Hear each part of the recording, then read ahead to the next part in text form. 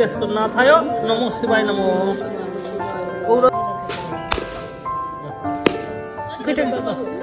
নমো ডাবি জলম শুদ্ধ স্থানীয় জলম একতেশ্বরনাথায় নমঃ শিবায় নমঃ।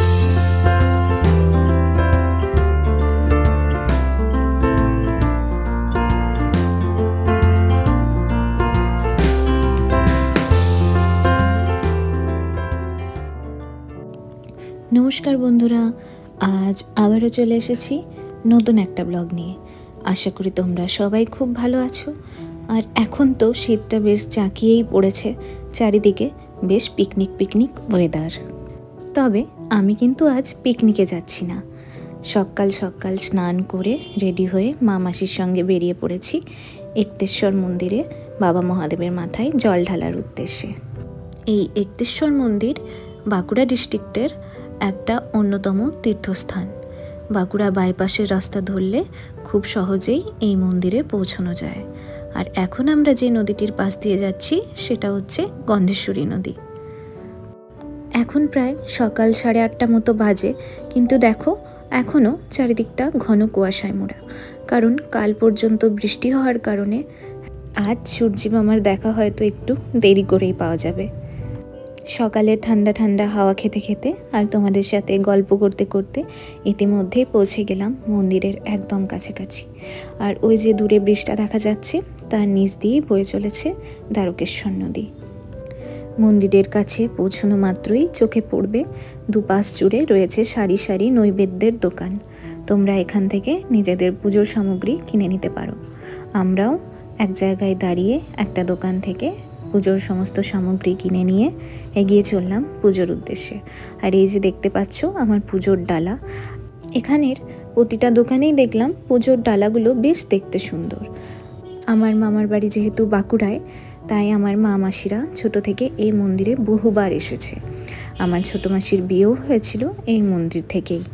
আর আমার মায়ের কাছে শোনা, তারা সমস্ত কিছু শুভ অনুষ্ঠানের সূচনা এই মন্দিরে পুজো দিয়েই করে থাকে। আমার বেলাতেও তাই হচ্ছে। যাই হোক, পুজোর সমস্ত সামগ্রী সংগ্রহ করে আমরা এবার এগিয়ে চললাম মন্দিরে পুজোর উদ্দেশ্যে। এই যে সামনে ধুতি পাঞ্জাবি পরে এগিয়ে চলেছেন, ইনিই হচ্ছেন আজকের পূজারী। ইনিই আমাদের সমস্ত নিয়ম মেনে আজকের পুজোতে সাহায্য করবেন। এখানে বাবার মন্দির ছাড়াও সমস্ত মন্দির চত্বর জুড়েই রয়েছে বিভিন্ন দেবদেবীর সব মন্দির। বাবা এখানে পাতাল শিব রূপে অবস্থান করেন। মন্দিরে প্রবেশ করার পর অনেকগুলো সিঁড়ি নেমে গেলে তারপরেই দেখা মিলবে শিবলিঙ্গের। মন্দিরের গর্ভগৃহে জায়গা খুব কম থাকার কারণে উনি বললেন আমাদের এই বাইরের চত্বরে সমস্ত সংকল্প আরও যা যা পুজোর নিয়ম আছে সেগুলো সম্পূর্ণ করবেন। তার জন্য ওই সামনের কল থেকে বললেন আমাদের জল নিয়ে আসতে। মা মাসি এখন সেখানেই যাচ্ছে জল সংগ্রহ করার জন্য। আর এই যে সামনে দেখতে পাচ্ছ, এটাই হচ্ছে মেন মন্দির। আর সামনের এই চত্বরেই এখন আমরা পুজোর বাদবাকি সমস্ত নিয়ম কানুন সম্পন্ন করব। মন্দিরের আদল দেখে তো তোমরা এতক্ষণে বুঝতেই পেরেছো, মন্দিরটি কিন্তু বহু বছর পুরনো। আর সামনের গাছের নিচে আমি দেখছিলাম অনেক ছোট ছোট শিবলিঙ্গ, ভগবানের মূর্তি সেখানে রাখা রয়েছে। হয়তো বাড়িতে সেবা করার ঠিকমতো ব্যবস্থা না থাকার কারণেই কোনো মানুষ এখানে বাড়ির মূর্তি রেখে গিয়েছে।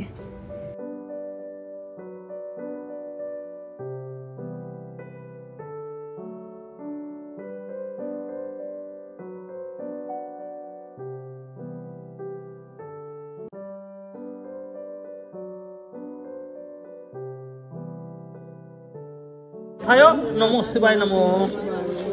ওগুলো চাপাবেন না, ধরে ধরে হাতে নারকেল ফাটা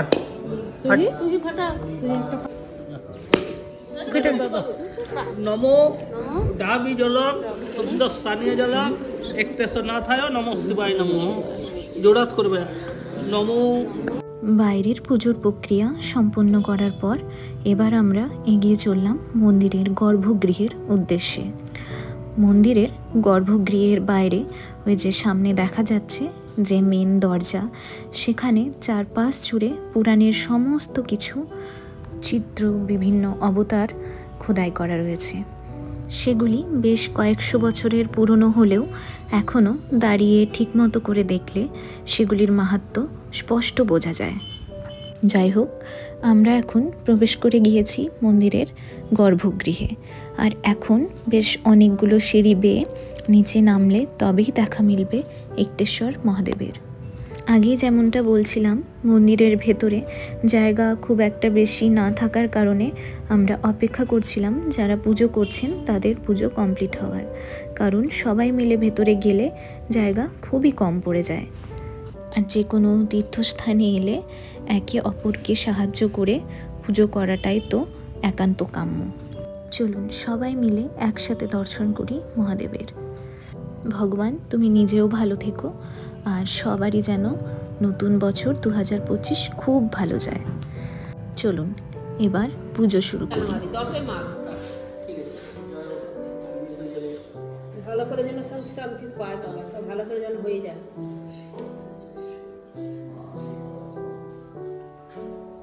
বাবাকে মাখিয়ে দিবে একটু, হ্যাঁ শোনা, আঙুলে করে নিয়ে না আগে হোক হোক দিয়ে যাবো। মাখাও একটু মাখাও, হ্যাঁ তুমি মাখাও ভালো করে, মাখিয়ে দেবো। জয় ভোলেনাথ, জয় ভোলেনাথ। আর ছবিগুলো তুমি তো এখানে বসে দিও।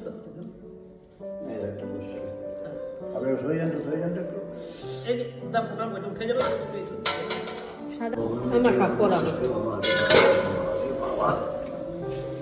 ফুল করে আগে দাও, দিয়ে পরে মারা বলবে।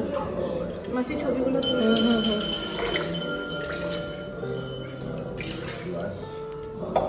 বলো, মন্ত্র বলবেন কি? এখানে মত বলবে। আচ্ছা আচ্ছা বলবেন নমো পুষ্প মণ্ডলম শুভ পদ্ম ইক্তেশ্বর না থাকে নমো শিবায় নমঃ। ভালো করে পড়াও, ভালো করে পড়াও। তুলছে তুলছে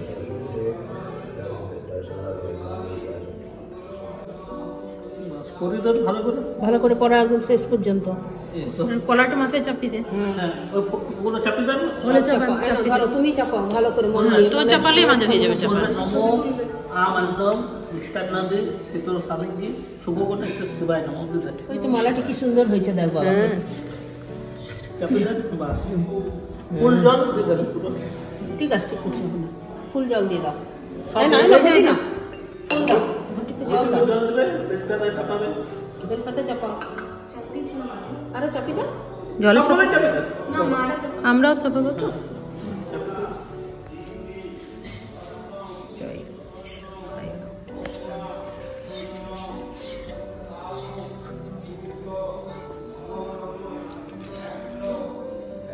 আপনি বাবার এখানে বেলপাতা তুলে দেবেন, আমি সাইকেল দিচ্ছি এই দিবেন তো। হ্যাঁ হ্যাঁ হ্যাঁ, তুলে নেন ওইটা করে। ওই তুলে নেবে। একটা ভালো বেলপাতা নিয়ে নেন। হ্যাঁ একটা ফুল বেলপাতা।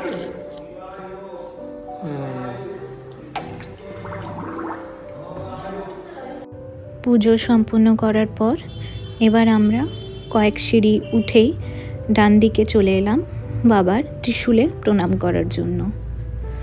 আর এই উপর থেকে শিবলিঙ্গের দর্শন খুব সুন্দর করে পাওয়া যায়। দেখুন নিচে আরও মানুষ এখনও পুজো করছেন। বাবার ত্রিশূলে মাথা ঠেকিয়ে এবার আমরা গর্ভগৃহ থেকে বেরিয়ে পড়লাম। বাইরে থেকে দেখুন কতগুলো ঘণ্টা ঝোলানো রয়েছে, একসাথে সেগুলো দেখতে খুব সুন্দর লাগছিল। মা বলছিল এখানে মনস্কামনা পূরণের জন্য নাকি মোমবাতি জ্বালা হয়, তবে আমার মনে হয় ভগবানের কাছে কোনো কিছু চাওয়ার দরকার পড়ে না। উনি আমাদের নিজের অজান্তেই সব কিছু দিয়েছেন, আর ভবিষ্যতেও আমাদের ভালো মন্দের খেয়াল রাখবেন। তবুও মায়ের শান্তির জন্য মোমবাতিটা জ্বেলে নিলাম।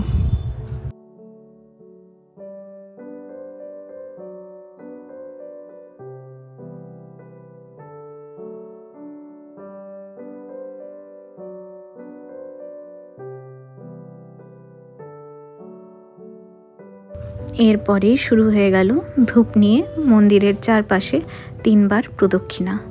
আর ঘুরতে ঘুরতেই দেখছিলাম যে আশেপাশে অনেক ছোট ছোট শিবলিঙ্গ রাখা রয়েছে, আর তার সাথেই রয়েছে সূর্যদেবের মন্দির এবং মা অন্নপূর্ণার মন্দির। এই যে যেটা এখন চোখের সামনে দেখতে পাচ্ছ, এটাই হচ্ছে মা অন্নপূর্ণার মন্দির। এইভাবে 3 বার পুরো মন্দিরের প্রদক্ষিণা সম্পন্ন করার পর আমরা এবার পুরো মন্দিরটা ঘুরে দেখছিলাম। আর ওই যে আমার মা কথা বলছেন যে মহিলার সাথে, উনি হচ্ছেন এখানে একজন পূজারীর ওয়াইফ। অ্যাকচুয়ালি উনি আমাদের প্রত্যেকবার পুজো করে থাকেন। ওনাদের ফ্যামিলি থেকেই বংশ পরম্পরায় যারা রয়েছে তারাই আমাদের পুজো করে থাকে। আর এইদিকে আমার মাসি আমাদেরকে তাড়া দিচ্ছিল বাড়ি ফিরে যাওয়ার জন্য, কারণ ওই দিকেও আমাদের অনেক কাজ রয়েছে। সেই সমস্ত কিছু নিয়ে আসবো অন্য একটা ব্লগে। আপাতত চলো মন্দির থেকে এখন বেরিয়ে পড়ি, কারণ আমাদের প্রসাদ সামগ্রী সমস্ত কিছু প্যাক করিয়ে নিতে হবে। সমস্ত কিছু খুব সুন্দরভাবে প্যাক করে দিয়েছিলেন ওনারা। তারপরেই আমরা চলে এলাম পাশেই একটা জলখাবারের দোকানে। আর তোমরা যারা বাঁকুড়ার মানুষ আছো তারা তো জানোই, বাঁকুড়ায় জলখাবার বলতে গেলে বেশিরভাগ মানুষ চপ মুড়ি এইসবই বোঝেন। আর এই দোকানেতেও ওইটা ছাড়া আর কিছু ছিলই না। তবে বাঁকুড়ায় আসবো চপ মুড়ি খাবো না, সেটা তো হতেই পারে না। যাই হোক, বহুদিন বাদে এই স্বাদটা পেলাম। আর দেখো ফেরার পথে কে আমাদের দর্শন দিয়েছিল, এই যে বাবার বাহন ঠিক আমাদের দর্শন দিয়ে আবারও তার গন্তব্যে ফিরে গেল। মন্দিরের সামনে থেকে বাস স্টপেজ পর্যন্ত আসার জন্য টোটো কিন্তু অ্যাভেলেবেল থাকে। তবে আমরা শীতের সকালের এই মিষ্টি রোদটা উপভোগ করব বলে হাঁটতে হাঁটতেই কিন্তু বাস স্টপেজ পর্যন্ত এসেছিলাম। এসে কিন্তু লাভই হয়েছিল। দ্বারকেশ্বর নদীর এই সুন্দর রূপটা দেখার সৌভাগ্য হয়েছিল। বাস স্টপেজ থেকে টোটো ধরে নিয়ে আমরা আবারও রওনা দিলাম বাড়ির পথে। আজকে একটা খুব সুন্দর অন্য রকমের দিন কাটালাম, মনটা বেশ শান্ত লাগছিল। তবে চলো আজকের ব্লগটা এখানেই শেষ করছি। দেখা হচ্ছে খুব শীঘ্রই নতুন একটা ব্লগে।